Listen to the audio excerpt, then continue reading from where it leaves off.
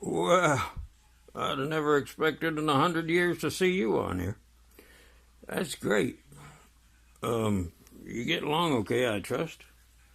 We lost Rex Heatley a week or two ago. He's living in Hollis. I guess you live down there too, somewhere around there. Sean Campbell lived down there too. Anyway, we sold off all the farm around, I don't know, 76, 77, 78, time we graduated high school. And I lobbed myself into the U.S. Navy 79 at January.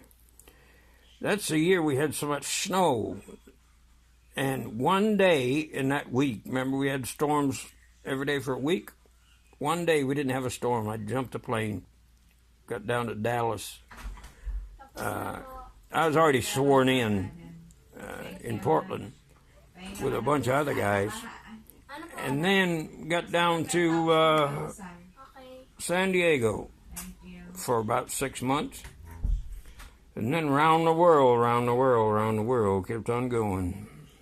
3 Mediterraneans, 3 North Atlantic up there around Sweden, and an Indian Ocean cruise. We went all the way down to East Africa from Virginia.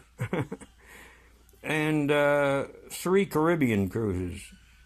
Yeah, that thing was a steaming little jewel, I'll tell you. Well, after that, I got out of the Navy, of course. Married my high school sweetheart.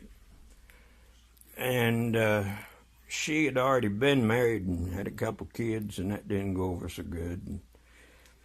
I'm married to the dream of my life now. Over here in, you ever heard of Subic Bay? Well, this is just south of there. And beautiful, I'm telling you, beautiful. You know, what's really cool is the family over here owns all kinds of land in every direction. Could build ourselves a nice house anywhere we want to. Anyway, after I left Maine in 89, I was in the Navy until 85, 73 months. I had a spine surgery as I was getting out of the Navy. And in 89, I got out in 85, went back to Maine, and in 89, I went down to Georgia, took up residence, and went through university there. First of all, University of Tennessee, UT, you know, go Big Orange and all that stuff.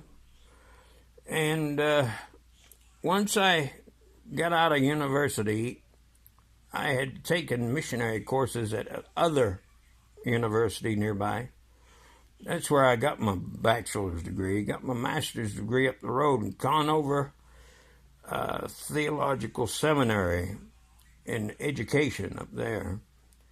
Then I became a missionary down in Papua New Guinea from 89 all the way to 08. Almost 20-some years.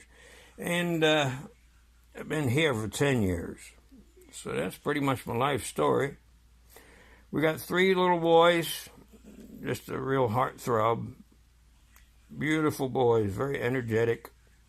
And my mother says they're all like me, which is not too good, you know, as you remember. You still have that bite mark on your arm where I bit you over that basketball you wanted to take me? You realize you lambasted me a good one from the back of my head that day? I needed it for sure. I really was hurting on that. We went and see your brother, Ronnie, up there in, is it Cornish Town Hall? They were doing some 24624 songs from Chicago, remember that?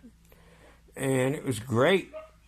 It was great. Never imagined you would play drums and your brother would play guitar and all that kind of stuff.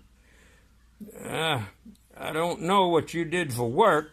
All my life I was a tile floor man. It was pretty lucrative. Made all kinds of trips to different countries. That didn't pan out so good, though. Worked out. I've had my 5th spine surgery.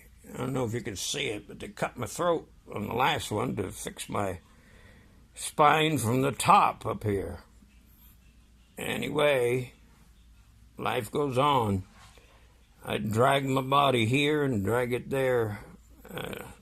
Most I ever do during the week is back and forth the bathroom, back and forth the electric wheelchair outside of a porch there. You know, I got a hospital bed with oxygen on my living room. And don't do much. Can't do much. Old Steve Chase had a family reunion this week, and he mentioned in one of his posts that he's dying. I didn't know that. Anyway, hope you're doing all right. I was going to type all this out, but then I got thinking, forget it. Later, Gator. Bye-bye.